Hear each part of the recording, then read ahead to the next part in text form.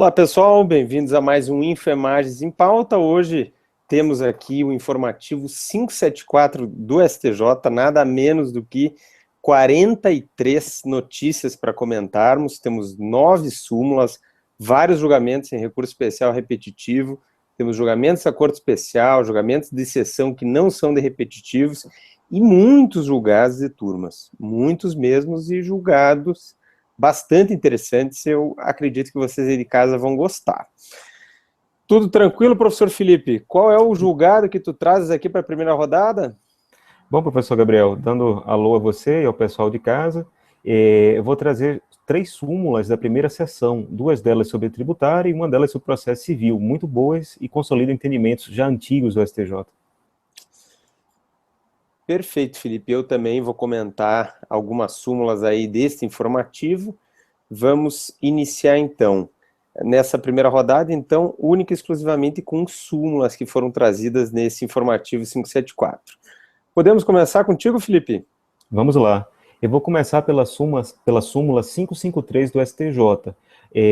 O pessoal de casa, vendo a redação, pode achar que é um pouco complexo, porque vai falar de empréstimo compulsório, mas a essência da súmula, na verdade, não é nem a parte tributária dela, é mais a parte de intervenção anômala, é mais a parte que se relaciona com o processo civil.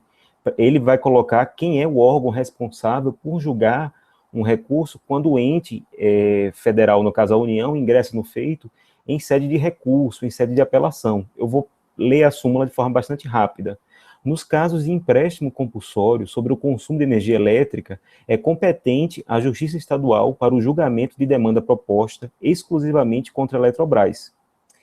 Eu vou dar uma parada aí e lembrar o pessoal de casa que a competência da Justiça Federal em matéria civil, ela é uma competência ex ratione persone. O que significa isso? Ela é em razão da pessoa. Se nós tivermos a própria União, enquanto ente político, uma autarquia ou uma fundação, a Justiça Federal vai ser competente para julgar o feito em que uma dessas entidades que eu falei figure como autor, réu, interveniente ou opoente. No caso específico, a Eletrobras, como todo mundo sabe, é uma sociedade de economia mista e, portanto, as ações cíveis contra a Eletrobras são da competência da Justiça Estadual. Bom, até aí não tem nada, não existe nenhuma novidade na súmula. Eu vou continuar a leitura dela. Requerida a intervenção da União no feito, após a prolação de sentença pelo juiz estadual, os autos devem ser remetidos ao TRF competente para o julgamento da apelação, se deferida a intervenção. Vamos analisar a segunda metade da súmula. O que é que ela fala? Ela fala a seguinte questão: o Instituto da Intervenção Anômala, que vem previsto no artigo 5º da Lei 9469 de 97. E essa intervenção anômala, ela tem um quê bastante especial.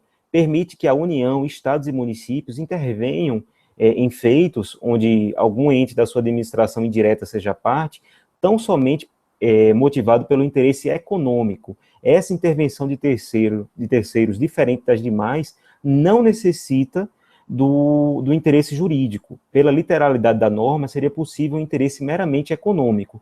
E o que é que ocorre? Se nós formos ver o artigo 5º, parágrafo único dessa lei que eu acabei de citar, 9469, ela coloca que se a intervenção ocorrer para fins de recurso, você vai ter um deslocamento de competência. No caso específico, a União não era parte na lide, mas quando ela ingressa com essa intervenção anômala já em sede de apelação, ela vai deslocar a competência para que quem vai julgar essa apelação é o TRF, que é o que a súmula diz. Na prática, aí eu já estou adentrando para além da súmula, o STJ não tem reconhecido nesses casos a presença de realmente interesse que justificasse a União integrar a lide nesses feitos. Então, na prática, o que é que ocorre? Os TRFs têm negado essa intervenção da União e têm devolvido os autos para a Justiça Estadual. Mas, com base na súmula 150 do STJ, quem vai dizer se existe ou não interesse a justificar a participação da União no feito é o TRF e não o TJ. E lembrando também outra súmula muito importante, é a súmula 224 do STJ, que coloca que uma vez o TRF ou a Justiça Federal decida que não há interesse na lide, ele devolve os autos para a Justiça Estadual e o juiz estadual ele é obrigado a prosseguir o processo sem a União, ele não pode suscitar conflito de competência. É exatamente isso que diz a súmula 224. Então, de forma bastante sucinta e bastante célere, o entendimento da súmula é este. Algum comentário, professor Gabriel? Felipe, só lembrando para o pessoal de casa, né, essas súmulas 150 e 224 são súmulas gêmeas que bem poderiam ter sido englobadas no mesmo enunciado, né, porque uma Verdade. complementa a outra. Se o juiz federal entende que não há interesse do ente federal que pediu a intervenção no feito e ensejou o deslocamento da competência, não cabe ao devolver os autos do juiz federal ao juiz estadual, não cabe a esse suscitar o conflito. Então elas bem poderiam formar uma só, assim como a gente tem outros casos de súmulas que se dizem gêmeas, né, apenas para fins didáticos, súmulas 208 e 209 do STJ, questão competência processual penal envolvendo prefeito, súmulas 254 do TFR envolvendo a crimes contra ou por funcionário público, a súmula 14, gêmea 147 do STJ. Então é bom o pessoal ficar atento apenas para gravar, né, Felipe? Sem dúvida. E eu só queria observar que, nesse caso específico, não se aplica aquele critério que o Supremo colocou com a emenda 45, quando você teve uma alteração de competência na Justiça do Trabalho, que hoje está na súmula 22, vinculante do Supremo. O entendimento é diferente. Nesse caso, a interposição do recurso vai mudar, sim, o órgão competente para julgamento, coisa que, para fins de competência, da emenda 45, na súmula 22, não ocorreu. Não é objeto da súmula, mas é só para o pessoal de casa não confundir. Depois leio com calma a súmula 22. Bem lembrado, Felipe. Eu só coloco que, no caso ali da competência da Justiça do Trabalho e da Justiça Estadual, envolvendo ação com acidente de trabalho, né, ação indenizatória contra o empregador, que é o caso que tu colocas, mesmo caso também a gente tem nas complementações da aposentadoria, né, também foi decidido em repercussão geral pelo Supremo, adotando o mesmo critério da data da sentença, se já tinha ou não sentença quando sobreveio a emenda 45, mas para o pessoal ficar atento, não há nenhuma contradição com o entendimento do Supremo, porque, na verdade, lá nós temos um processo na Justiça do Trabalho e um na Justiça Comum. E a sistemática recursal é completamente diferente. Então, é necessário um critério como o Supremo adotou, porque não teria como um processo começar numa justiça especializada e vir para comum ou vice-versa. Isso criaria uma incompatibilidade por conta das diferentes sistemáticas recursais. No caso da Justiça Federal e Estadual, nós estamos diante de duas justiças comuns, né? Com a mesma aplicação do mesmo CPC. Muito bem lembrado por ti, Felipe. Bom, e indo adiante, temos a súmula 554, que ela trata de um tema de direito tributário. A súmula é muito simples, eu vou até pedir vênia ao pessoal de casa para lê-la.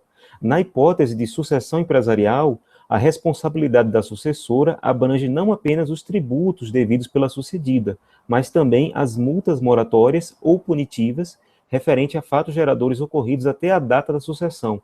Qual é o grande imbróglio que nós temos aqui? Se o pessoal de casa abrir o artigo 132 e 133 do CTN, vai observar que ele vai tratar da responsabilidade dos sucessores, seja quando você tem uma sucessão da própria empresa, que você tem uma transformação, uma fusão, uma cisão, até mesmo entre empresas, ou quando você tem a alienação do fundo do comércio, uma alienação do estabelecimento empresarial, um contrato que é conhecido como trespasse. Quando você tem isso, o sucessor, ele responde pelas obrigações tributárias. Mas qual é a grande celeuma? A literalidade do artigo 132 e 133 colocaria, numa interpretação literal, né, textual, que essa sucessão só ocorreria tão somente para fins de tributos. O que é que o STJ fez? Ele interpretou esses artigos de forma sistemática e de forma teleológica, para entender que a leitura deles não pode ser feita de modo isolado. Você deve lê-los de acordo com o artigo 129 do CTN, quando ele faz uma alusão que a responsabilidade dos sucessores se dá em relação ao crédito tributário. Por que existe toda essa celeuma? Porque, para que o pessoal de casa guarde, crédito tributário, tal como colocado pelo CTN, ele é um gênero, e que ele engloba obrigações tributárias principais, tanto de tributo como de multa. Isso é que a gente vê com a leitura rápida dos parágrafos do artigo 113 do CTN. E como todos nós sabemos, tributo, segundo o artigo 3º do CTN, é uma obrigação lícita, se origina de um fato lícito, enquanto a multa, seja ela punitiva ou seja ela moratória, ela advém de um ilícito, né, de uma conduta sancionatória. Mas no caso específico, o STJ com a súmula quer dizer que a interpretação que deve ser dada deve se superar a questão meramente literal. Essa sucessão essa responsabilidade por sucessores, ela abrange não apenas tributos, mas também multas, desde que os respectivos fatos geradores já tenham ocorrido quando você tem o trespasse ou a alteração empresarial. De forma bastante sucinta, é isso o que o STJ entende. Algum comentário, professor Gabriel?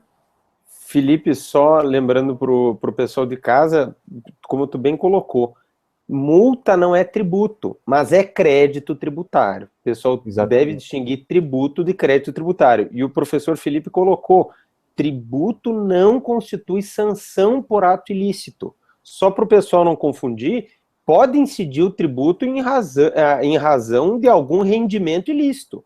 Exemplificando, incide imposto de renda sobre um lucro oferido com o tráfico de entorpecentes. É o princípio do non olé. Então, o tributo, ele incide independentemente da licitude ou ilicitude do fato que deu ensejo à incidência tributária. Mas o tributo nunca é sanção por ato ilícito, por conta do conceito de tributo do artigo 3º do CTN. Já a multa é uma sanção por um ilícito, pelo descumprimento de uma obrigação tributária. Por exemplo, o descumprimento de uma obrigação tributária acessória gera uma multa que se converte numa obrigação tributária principal, que é crédito tributário. Então, só para fazer essa breve colocação aí para o pessoal de casa, Felipe. Perfeito. Então, só para concluir, não é uma tautologia falar obrigação tributária de tributo, porque é possível existir a obrigação tributária de multa. Perfeito. Adiantando, temos a súmula 556 do STJ. Ela vai tratar sobre imposto de renda. Como você vai interpretar no tempo uma isenção que se relaciona com previdência privada que não existe mais. Eu vou pegar a literalidade da súmula e vou analisar.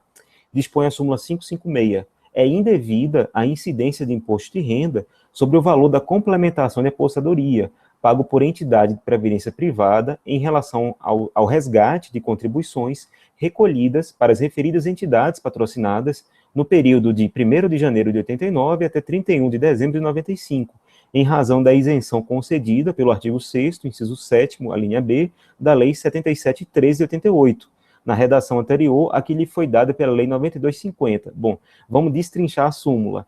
Como a própria súmula coloca, enquanto vigorou a redação originária dessa Lei 77.13, tudo que você recebia a título de aposentadoria complementar, pensão de aposentadoria complementar, ou mesmo resgate de contribuições, que você faça o resgate, se você não tiver entrado ainda na fase de gozo, de benefício complementar, esse gozo desse benefício e esse eventual saque de reservas acumuladas, ele era isento de imposto de renda. E era exatamente isso que dizia a redação revogada dessa linha B, desse inciso 7º. Por que ocorria isso? Porque a legislação da época, que não mais existe, está revogada, colocava que a tributação dos recursos se dava na entrada, ou seja, quando o beneficiário ele vertia mensalmente os recursos para o seu fundo de previdência complementar. Então, você tinha uma tributação na entrada. Exatamente por isso, a saída era isenta. Mas qual é a grande celeuma? De 95 em diante, com essa lei 92.50, que ela começou a produzir efeitos no ano calendário de 96, você inverteu a lógica. A entrada dos recursos no fundo de previdência complementar não é tributado. A tributação se dá na saída. Seja essa saída você entrar em gozo de aposentadoria ou de pensão, ou mesmo sacar os valores, você resgatar os valores. E onde é que está essa nova forma de tributação? Está exatamente no artigo 33, na Lei 92.50. Só que qual é o problema? Essa Lei 92.50, ela não trouxe nenhuma regra de transição. E qual foi a tese dos contribuintes que foi aceita pelo STJ? Você estaria tendo aí um bis in idem, porque você estaria sendo tributado tanto na entrada como na saída. Isso para exatamente esse período de 89 até 95. Então, qual foi a solução que o STJ deu? A solução que o STJ deu foi que, como você já tributou na entrada entre 89 e 95, na saída, é dizer, quando você entra em gozo de aposentadoria, pensão, ou você resgata essas contribuições, estaria isento. Você não pagaria de novo sob pena de bis in idem. É isso que a súmula coloca. Em termos práticos, indo um pouco além da súmula, existe uma grande divergência, como é que você vai executar isso? Se você vai morrer numa repetição de indébito dos valores que você verteu nesse período que foram tributados, ou se quando a fonte pagadora ou você no ajuste anual ia fazer uma proporcionalidade, uma regra de 3. Existe ainda algum grau de divergência, mas prevalece que a única via aceitável seria a via da repetição do indébito, porque as normas atuais, elas não, que são acessórias, elas não preveem essa proporcionalidade de retenção na fonte proporcional, ou mesmo você fazer um ajuste proporcional, quando você vai fazer o encontro de contas no ano calendário, né? Então, prevalece a tese que para você executar esse julgado, você entraria com a repetição de indébito do período. Bom, de forma bastante sintética é isso, você não pode ter tributação na entrada da Previdência Complementar e na saída, você tem que ter ou num ou no outro. A regra atual se tributa tão somente a saída, a entrada não é tributada. Professor Gabriel? Perfeito, Felipe. Eu só lembro ao pessoal de casa que esse tema é tão pacífico que tem dispensa de recurso pela Procuradoria da Fazenda Nacional. É um tema já há muito tempo sedimentado, houve bastante discussão ao longo de muitos anos, mas já há um bom período a própria Fazenda Nacional não questiona essa questão de mérito. Ela às vezes discute algum problema de execução, do quantum de beato. E é uma matemática um pouco complexa, como tu bem colocou, Felipe, essa questão, porque tecnicamente não houve um pagamento indevido lá atrás, né, Felipe? O que não pode acontecer é incidir de novo. De novo quando? Depois da aposentadoria complementar, né? A gente está tratando de benefício de aposentadoria complementar, é lá que surge o problema, quando a pessoa começa a receber. E aí eu chamo a atenção sobre uma discussão que hoje é atual, é bastante atual, sobre a contagem do prazo de prescrição nessas ações. Tem gente que aplica simplesmente o prazo lá da Lei Complementar 118, né? A contagem, a gente está em sede de tributo sujeito a lançamento por homologação, e se contam os 5 anos para trás do ajuizamento da ação e só se pode receber durante esse quinquênio. Já o STJ tem entendimento de que a prescrição não é de trato sucessivo. A prescrição começa a correr do primeiro recebimento da prestação do benefício de aposentadoria complementar. Se passar dos 5 anos do início do benefício, está tudo prescrito, porque só nos primeiros 5 anos que haveria um indébito com a incidência do tributo no recebimento da prestação. Mas é um ponto não objeto da súmula, eu só chamo a atenção para o pessoal de casa quanto a esse entendimento do STJ, que é de turma, não é de repetitivo, mas que muitas turmas recursais, eu mesmo em turma recursal, tenho decidido dessa forma, juntamente com os colegas de entendimento lá da nossa turma recursal, então só chamo a atenção para o pessoal. Eu só coloco duas outras hipóteses que você teria um termo inicial diferente. Se o seu exemplo é perfeito quando a pessoa entra em gozo de aposentadoria ou pensão depois da lei 9250, mas se Perfeito. ocorrer o resgate dos recursos, o instante seria exatamente no momento do saque, do resgate dos recursos. E se a pessoa estava em gozo de benefício antes da entrada em vigor da lei 9250 e tem esse período contributivo de 89, o marco inicial seria a data de vigência da lei 9250. Eu já tive a oportunidade de pegar as 3 oportunidades e teríamos essas especificidades, embora o exemplo que você deu realmente é o mais comum na prática. E para o pessoal ficar atento, né, Felipe, que nós só temos essa discussão em relação a quem fez as contribuições para a Previdência Privada antes da Lei 9250. Perfeito. Então, quem hoje está contribuindo para a Previdência Privada não tem qualquer interesse nessa discussão, porque já pegou um novo regime, que era o mesmo regime antes de 89, né, Felipe, de incidência da tributação somente na saída e não na entrada. Perfeito. Então, terminamos as suas súmulas, Felipe? Sim. Então, passo agora aqui para as súmulas que eu vou comentar nessa rodada. A primeira que eu trago aqui para debater com vocês é a súmula 555 do STJ. Vou começar pela sua leitura. Quando não houver declaração do débito, prazo decadencial quinquenal para o fisco constituir o crédito tributário, conta-se exclusivamente na forma do artigo 173, inciso 1º do CTN, nos casos em que a legislação atribui ao sujeito passivo o dever de antecipar o pagamento sem prévio exame da autoridade administrativa.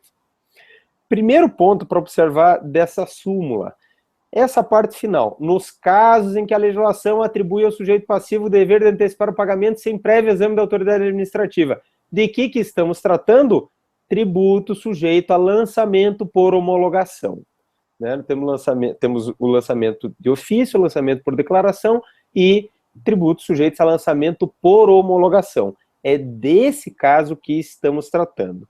No mais, vale lembrar para o pessoal de casa a diferença da decadência e da prescrição no âmbito do domínio tributário. A decadência é para o ato de constituição do crédito tributário.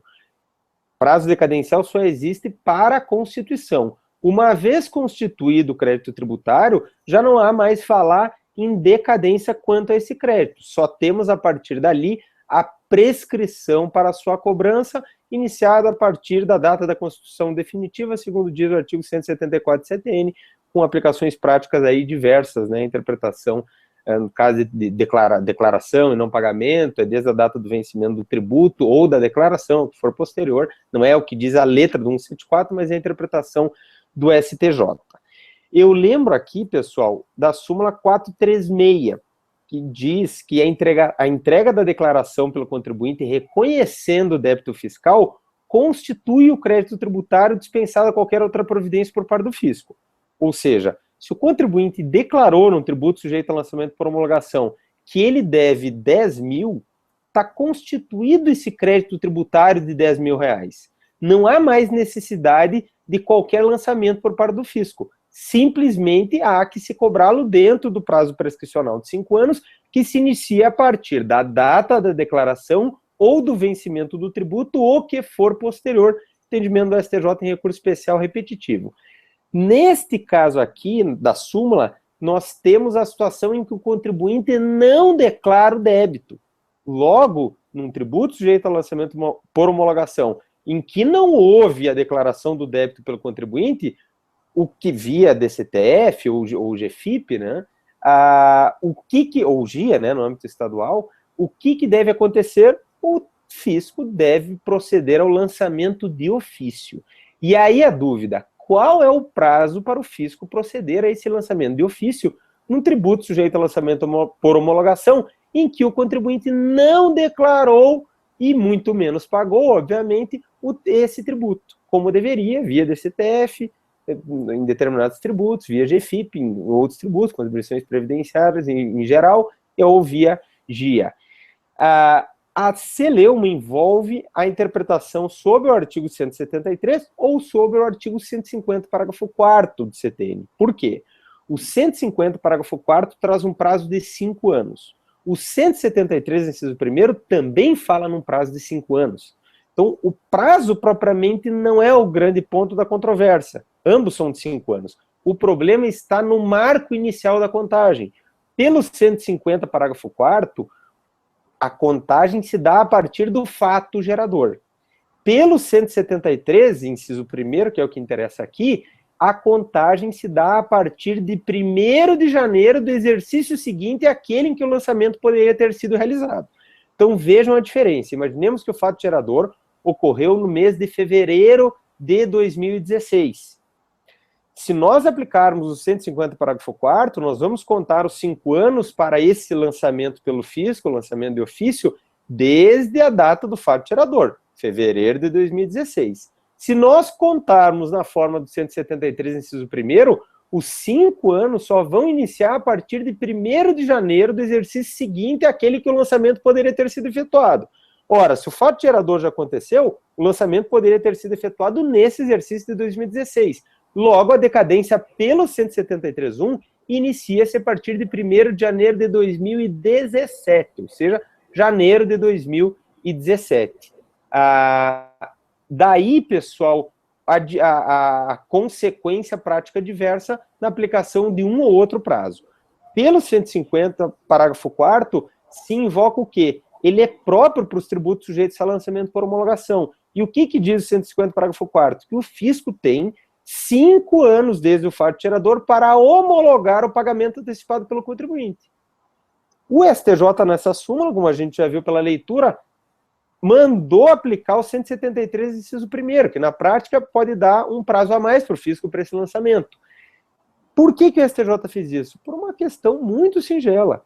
Se não houve declaração do contribuinte, muito menos houve pagamento antecipado. Logo, não há por que aplicar o 150, parágrafo 4º, se não houve declaração nem pagamento antecipado.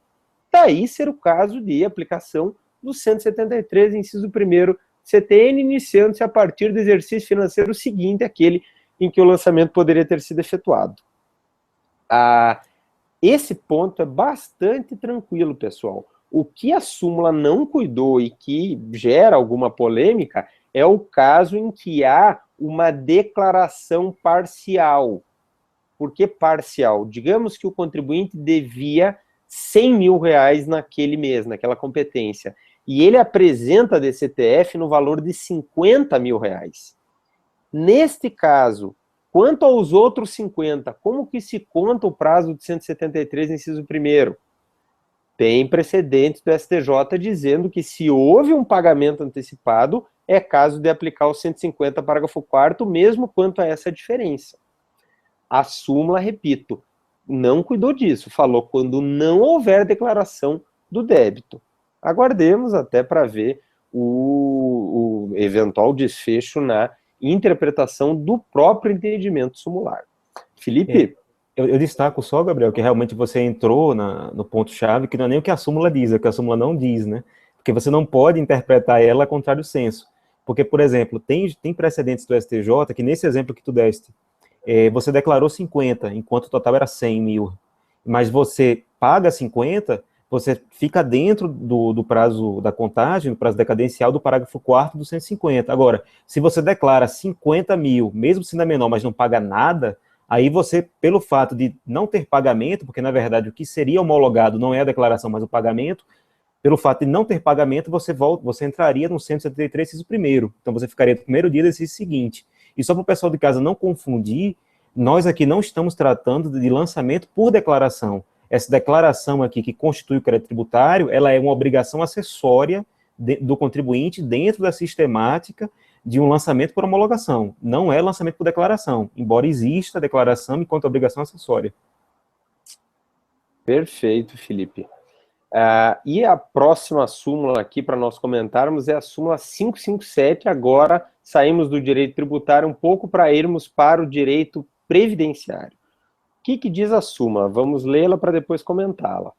A renda mensal inicial, a RMI, alusiva ao benefício de aposentadoria por invalidez precedido de auxílio-doença, será apurada na forma do artigo 36, parágrafo 7º do Decreto 3.048 de 99, observando-se, porém, os critérios previstos no artigo 29, parágrafo 5º da Lei 8.213 de 91, quando intercalados períodos de afastamento e de atividade laboral.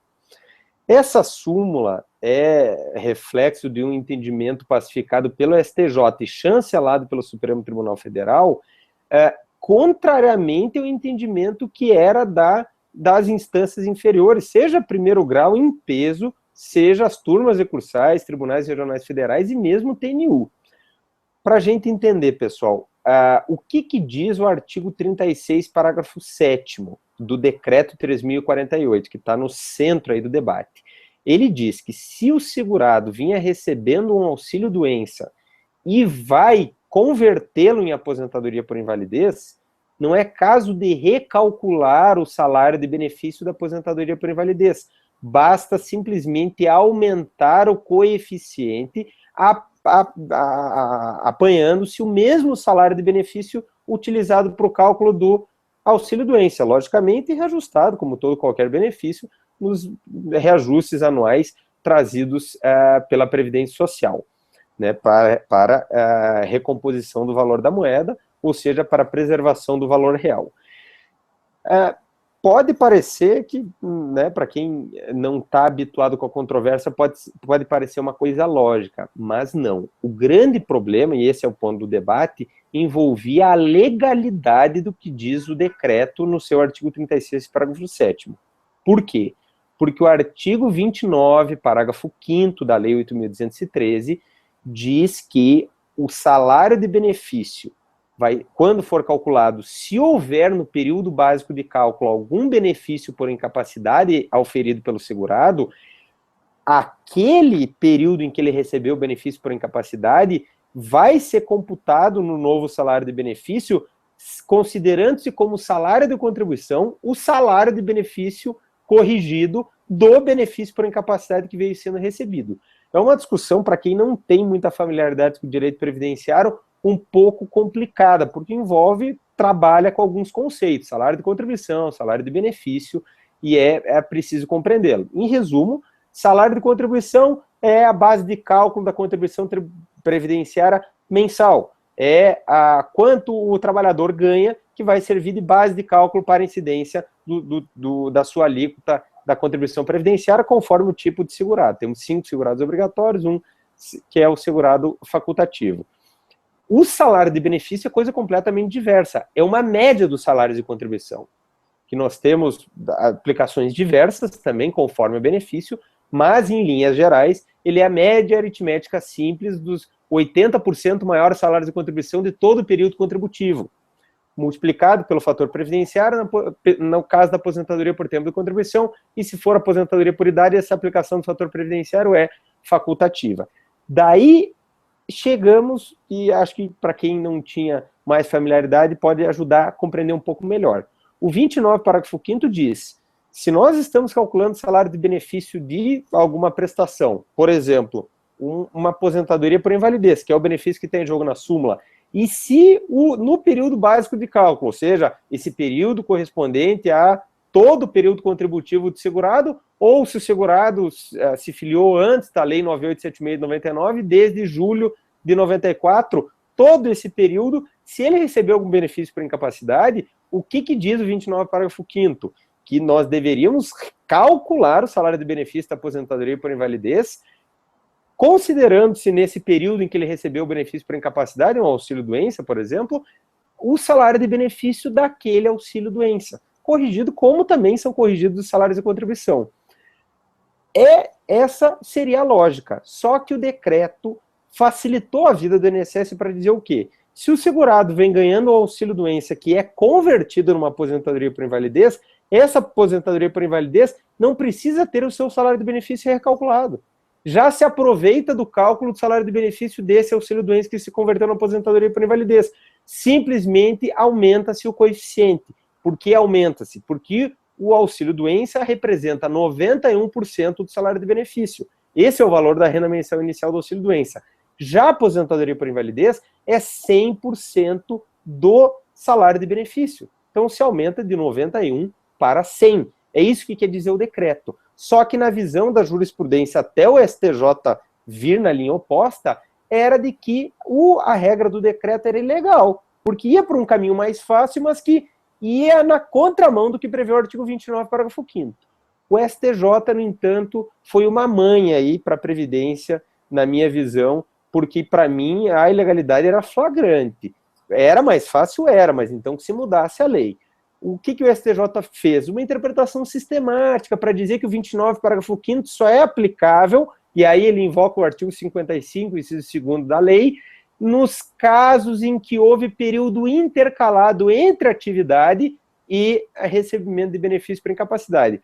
Por exemplo, se o segurado vinha trabalhando, começou a ganhar auxílio-doença, parou de ganhar auxílio-doença, voltou a trabalhar e aí passou a receber aposentadoria por invalidez, por isso um período intercalado de auxílio-doença entre 2 períodos de atividade, aí sim se aplica o 29, parágrafo 5º e não o artigo 36, parágrafo 7º.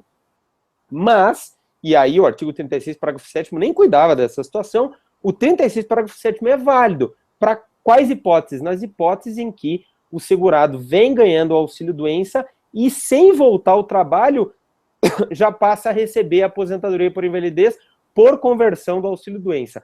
O que, diga-se de passagem, é o que acontece em 99% dos casos. O segurado começa ganhando auxílio-doença, se vê que ele não vai conseguir se recuperar e ele é convertido numa aposentadoria por invalidez. Então, na prática, é isso que acontece em quase todos os casos. É raro, para dizer o mínimo, o INSS conceder de plano uma aposentadoria por invalidez. Para vocês terem uma ideia, mesmo uma pessoa tetraplégica, ainda não se sabe se essa tetraplegia vai se manter.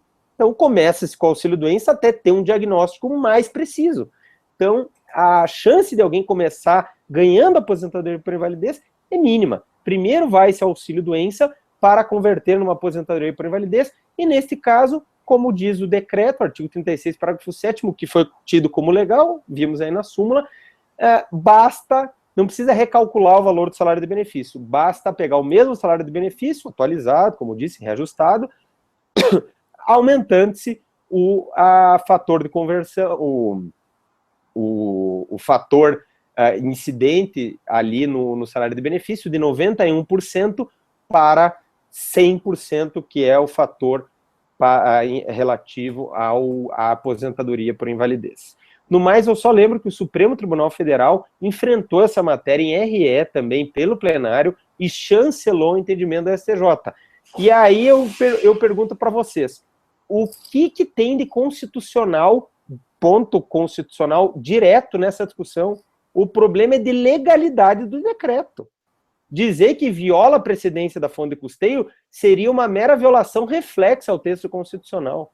Então, a questão não era para o Supremo ter enfrentado, mas o Supremo quis botar uma pá de cal na discussão e quando ele quer, ele atropela e ninguém tem como dizer o contrário, ele que dá a palavra final, evidentemente, mas com todo respeito, a questão era manifestamente de ofensa reflexa à Constituição, e que não enseja o recurso extraordinário, né, ofensa indireta, reflexa, como nós sabemos, porque envolvia a interpretação da lei para dizer-se ou não da legalidade do decreto.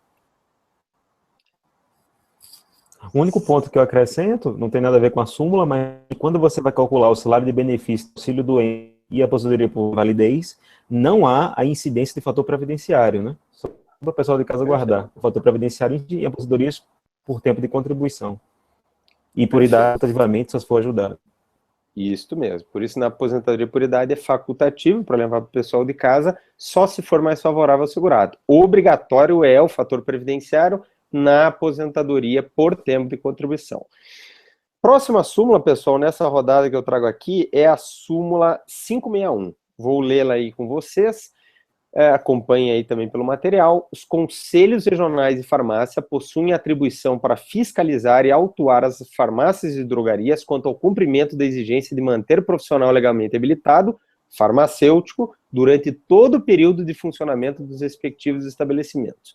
Uma questão bem de ordem prática, né, com reflexos práticos evidentes, quanto a quem fiscaliza as drogarias e farmácias, quanto à obrigação de manter um profissional legalmente habilitado, um farmacêutico, durante todo o período de funcionamento desses estabelecimentos. O tema havia sido decidido pela STJ, em recurso especial repetitivo. Só lembro aqui para o pessoal de casa que os conselhos regionais de farmácia são autarquias federais, por isso as ações vêm para a Justiça Federal, assim como todos os demais conselhos de fiscalização profissional, à exceção da OAB, cuja natureza é ainda controversa, porque o Supremo disse no Madin, quando ele dispensou a OAB da contratação por concurso público, o Supremo disse que a OAB não integra a administração pública, mas a OAB continua litigando na Justiça Federal. Então é o primeiro caso de esquizofrenia da administração pública brasileira. A OAB para alguma coisa quer ser a autarquia federal para vir por fora da Justiça Federal. Para outras ela não quer ser autarquia para não ser administração pública e não se sujeitar à regra do concurso público, que é o tema julgado em ADIM pelo Supremo, controle concentrado. No mais, pessoal, a discussão é bem singela. Foi o artigo 15 da Lei 5991 de 73 que previu a obrigatoriedade de drogarias e farmácias de terem um técnico inscrito no CRF durante todo o período lá naquele estabelecimento. Então, há essa obrigação legal e esse não era o ponto de controvérsia na súmula. A controvérsia era quem fiscaliza o cumprimento dessa obrigação.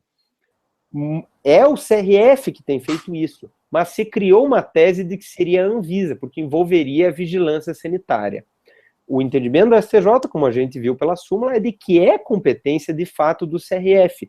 E o fundamento legal, o artigo 24 da Lei 3.820 de 1960, que foi a lei que criou o Conselho Federal de Farmácia e os Conselhos Regionais de Farmácia.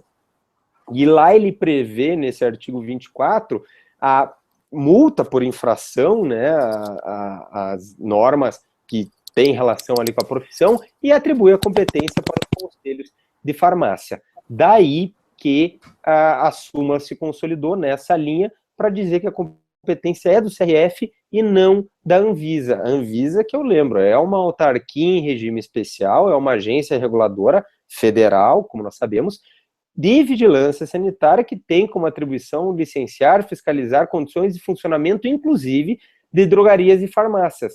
Mas aí, mais exatamente, quanto a padrões sanitários relativos ao comércio exercido. Não exatamente quanto à obrigação de manter um profissional farmacêutico durante todo o período. Então, são competências diversas, o que não quer dizer que é só o CRF que fiscaliza a farmácia. Não, a Anvisa também fiscaliza quanto ao cumprimento de padrões sanitários no comércio dessas mercadorias, né, produtos farmacêuticos em geral. Então, não se confunde e só finalizo lembrando, né, pessoal, a competência para o ato administrativo é um elemento desse ato administrativo. Naquela linha clássica do Elie Lopes Meirelles, né, dos 5 elementos, né, da competência, finalidade, forma, motivo, objeto. Então, a competência é um dos elementos do ato. E se houver ilegalidade do agente, ou seja, um agente incompetente que praticou o ato administrativo, estamos diante de uma ilegalidade. Por isso que se levantou essa tese para tentar desconstruir as multas aplicadas pelos conselhos regionais de farmácia que aplicavam às farmácias e drogarias. É uma situação, como a gente pode imaginar, com esse tanto de farmácia e drogarias que temos, é uma situação bastante frequente que seja multas constantes pelo CRF. Prosseguindo, então, pessoal, as 2 últimas súmulas aqui, envolvendo execução fiscal. A 558 vai dizer o seguinte: em ação de execução fiscal, a petição inicial não pode ser indeferida sob o argumento da falta de indicação de CPF ou RG do executado ou então de CNPJ do executado. Entendimento que o STJ consolidou em recurso especial repetitivo, nós inclusive comentamos também aqui no Infemares, foi um informativo aí informativo 553 de 2015, e a discussão é bem interessante. Havia muita decisão, pessoal, que entendia que caberia ao exequente indicar na petição inicial o CPF ou RG do executado ou o CNPJ, se for o caso, do mesmo executado. Por quê, pessoal? Sem CPF, sem CNPJ, sem RG, há uma série de dificuldades de ordem prática na execução fiscal. Como que nós vamos buscar no Bacenjude aplicações financeiras sem CPF? Não há como. Como que nós, sem CNPJ, idem, e assim vai para a Renavan, Renajude, e assim por diante. Então, há empecilhos de ordem prática. O STJ, no entanto, fez um raciocínio puramente técnico. O que ele disse? A Lei 6.830, no seu artigo 6º, e tampouco o CPC, artigo 282, esse segundo, não trazem exigência de que o autor indique CPF ou RG, ou então CNPJ da parte adversa. Logo, não há como, segundo o STJ, se não está lá previsto como uma exigência da petição inicial, não se pode criá-la por interpretação jurisprudencial. Se houver algum problema na hora de buscar bens, se não tiver CPF, CNPJ, pode-se criar entraves, mas não impede outras formas do exequente buscá-los. Então, o STJ foi nessa linha que causa algumas dificuldades de ordem prática, mas não inviabilizam as execuções fiscais e, por outro lado, fez um raciocínio que é técnico. A lei efetivamente não trouxe essa exigência. Eu só lembro que o artigo 15 da Lei do Processo Eletrônico, Lei 11.419, prevê a exigência do CPF, do CNPJ. No entanto, trata-se de diploma voltado ao processo judicial eletrônico.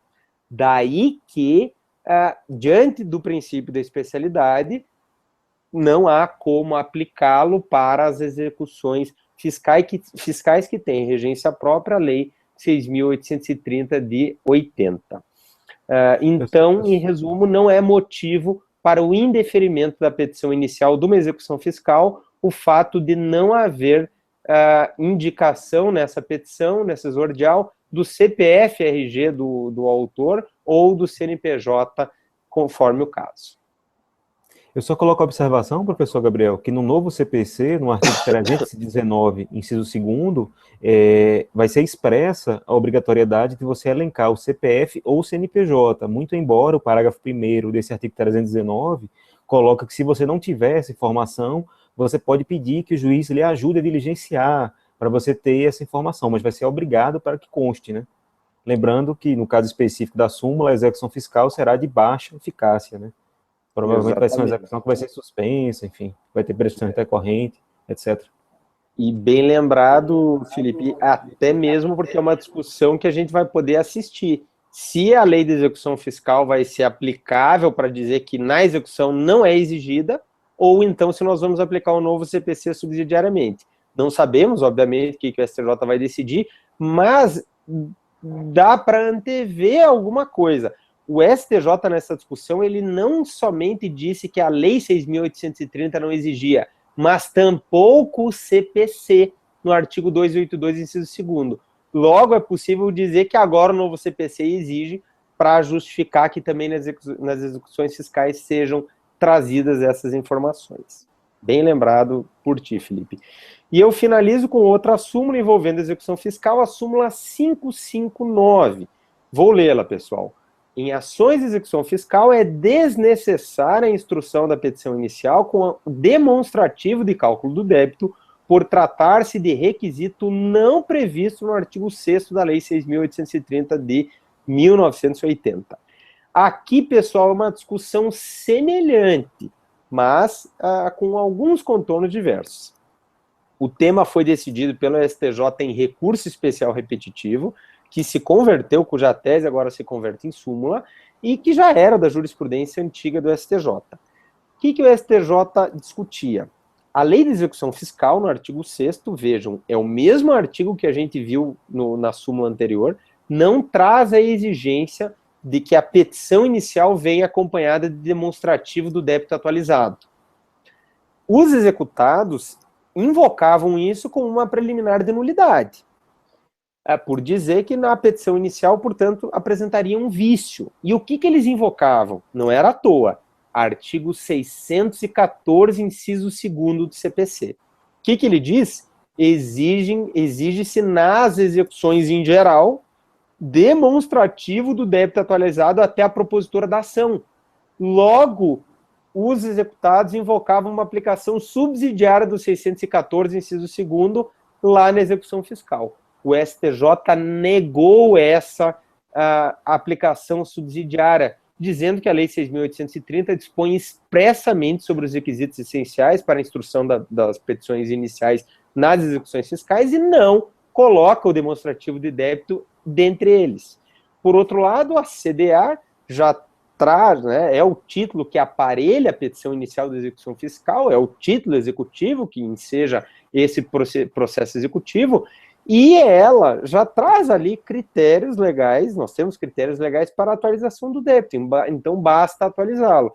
Pegarmos o valor original, que, repita-se, não é sequer atualizado, muitas vezes, até a data da propositura, simplesmente o que se diz é que não se exige essa planilha, esse demonstrativo do débito atualizado, porque basta uma atualização na hora do pagamento, numa asta pública, numa alienação judicial, ou mesmo no pagamento em dinheiro por conta do executado. E aqui, só para fazer o gancho com a súmula anterior, vejam que neste caso aqui, o STJ não chancelou a aplicação subsidiária do CPC. No anterior, ele trouxe o CPC também na discussão. Então, por isso que eu disse que essa discussão anterior quanto ao novo CPC, a exigência de CPF ou CNPJ nas execuções fiscais, ainda vai dar pano para manga, porque nós temos aí argumentos, seja para dizer que a Lei 6.830 exauriu o tema e não exigiu o CPF, o CNPJ, seja para dizer que permitiria uma aplicação subsidiária da legislação adjetiva civil geral, né, o novo CPC, que passará a trazer essa exigência. Professor Gabriel, eu percebo agora que eu esqueci de comentar uma súmula que estava comigo, que era 560. Vou falar, se não tinha problema. Perfeito, Felipe. Vamos lá. Também é de matéria tributária e da primeira versão. A súmula, ela vai explicar o que é que se entende como para que nós apliquemos o 5A do CTN ao tratar de indisponibilidade de bens como uma garantia maior do crédito tributário. Eu vou ir aos pouquinhos interpretá-la. Dispõe a súmula 560. a decretação da indisponibilidade de bens e direitos, 185A do CN, pressupõe o exaurimento das diligências na bis penhorável. Aqui eu vou fazer logo um corte a essa indisponibilidade do artigo 854 do CTN em relação à penhora online ou Bacen-Jude. Embora exista uma semelhança entre os dois institutos, temos uma pequena divergência. Indisponibilidade, ela é algo genérico, ela atinge todos os bens do patrimônio de um determinado devedor. A penhora, por outro lado, ela é um ato específico, né, uma concessão específica sobre um bem individualizado. Teríamos essa distinção. Outra distinção pragmática é que depois da última reforma na execução do CPC, o STJ, de forma bastante pacífica, passou a admitir como primeiro ato na execução, se o devedor não indicar bens à penhora, exatamente a penhora online ou Bacen-Jude, né? Você poderia se utilizar do artigo 655A do CPC, que está repetido no artigo 854 do novo CPC. Enquanto esse artigo 185A, ele pressupõe algumas diligências. Além da não apresentação de bens à penhora, você tem que demonstrar que não foram encontrados outros bens penhoráveis. Enfim, ele tem uma característica de última ratio, de última razão, enquanto o Bacen-Jude ele pode ser feito logo de princípio, logo de pronto. E uma outra colocação é que essa indisponibilidade do artigo 85A, ela está restrita a créditos tributários. É bem verdade ela está restrita quando nós estamos diante da cobrança de créditos tributários. Enquanto o CPC, ela se aplica, o Bacen-Jude, né, se aplicaria para a cobrança de quaisquer débitos, sejam eles tributários, não tributários, trabalhistas, civis, comerciais, enfim. Pois bem, o que é que a súmula inova? Que consta exatamente na segunda metade. Ela vai elencar o que se entende por exaurimento das vias, que é algo que gerava muitos recursos, muitas discussões. A súmula, ela vai indicar um caminho que, se você prosseguir esse caminho, esses atos, você exauriu as vias possíveis. Então, seria possível, seria propício, no caso, né, que a Fazenda pedisse a incidência do artigo 185A, decretando a indisponibilidade do patrimônio devedor. E quais são essas diligências? Ele vem... pressupõe que no exaurimento das diligências na busca por bens penhoráveis, ficaria caracterizado quando a súmula coloca infrutífero pedido de constrição sobre ativos financeiros, que seria o Bacen-Jude ou a penhora online, e a expedição de ofícios aos registros públicos do domicílio do executado. Aqui, basicamente, cartório de imóveis, né, e juntas comerciais, etc., e também ao Denatran ou Detran. Eu lembro que você tem, no âmbito do CNJ, o sistema RenaJure, né, que facilita muito essa comunicação com os Detrans e os Denatrans. Então, você não precisa fazer um ofício físico, né? Toda essa comunicação do juízo com esses órgãos administrativos pode ser por meio eletrônico. E, recentemente, o CNJ disciplinou a Central Nacional de Indisponibilidade de Bens, que interliga todos os cartórios de imóveis, para que, de forma semelhante ao RenaJure, você solte essa ordem de bloqueio sobre imóveis, né, de forma eletrônica, e os cartórios de imóveis de todo o país a recebam, né? Então, pela lógica do RenaJure, você não fica nem restrito ao domicílio executado. Você teria como consultar todos os cartórios de imóveis do país. Bom, professor Gabriel, a súmula é importante para saber o que é que se entende por diligências necessárias ao exaurimento, né? É isso. Perfeito, Felipe. Eu vou só rapidamente resumir aqui, Felipe, porque só porque eu não tenho certeza, teve um cortezinho no vídeo para mim. Eu não sei se na gravação ao final vai ter algum cortezinho que pudesse prejudicar algum trecho. Então, só sintetizando, né, Felipe? O Felipe bem colocou, como tu bem colocaste, a diferença que muita gente na prática não enxerga isso. A diferença entre a indisponibilidade de bens, lá do artigo 185A, do Bacen-Jude, que é a penhora de ativos financeiros, penhora na conta bancária do executado. São coisas diversas. O Bacen-Jude, como o Felipe bem colocou, desde a reforma de 2006, ele é o primeiro ato de busca de bens, porque o dinheiro está no topo da lista preferencial. Então, se o executado não pagou o bem e nem apresentou a sua penhora, o juiz vai para o Bacen-Jude, penhora online de ativos financeiros. Isso não é um 185A. 185A exige o prévio exaurimento das vias em busca de bens do devedor. Vejam que a indisponibilidade de bens lá do Código Tributário Nacional é bem mais ampla, de todo e qualquer bem, até o limite, obviamente, da dívida, do contribuinte. Então é coisa mais gravosa. Por isso que o STJ tem essas duas jurisprudências coexistentes. O Bacenjude não precisa exaurimento de diligências em busca de bens. Já é a primeira medida a ser tomada na execução, se a execução não for paga nem garantida. Já no caso da indisponibilidade de bens do 185A, é necessário prévio exaurimento. E o STJ, em repetitivo, definiu, tá, mas exaurir busca de bens, isso é uma coisa muito genérica. O que é exaurir busca de bens? Ele vai ter que ir no mundo inteiro em busca de bens? Cada juiz adotava um entendimento. Não, é só mandar um ofício para o registro de imóveis. Outro, não, tem que ir para o Detran também. E aí o STJ pacificou, dizendo, tem que tentar os ativos financeiros, ou seja, Bacenjude, tem que tentar, por outro lado, nos registros públicos do domicílio do executado, pelo menos, e também, pelo menos, no Detran do local onde ele está. Como o Felipe bem colocou, hoje em dia, essas distinções quanto a registros públicos do domicílio ou Detran do domicílio, isso perde muito o sentido. Por quê? Porque nós temos uma central de indisponibilidade de bens no Brasil inteiro. Claro, pode acontecer de algum registro não estar interligado, então bastaria ofício físico ali em busca de bens naquele local. E no caso do Detran e do Denatran, nós temos o Renajude, que pega no Brasil inteiro também a existência de patrimônio de veículos automotores por parte do executado.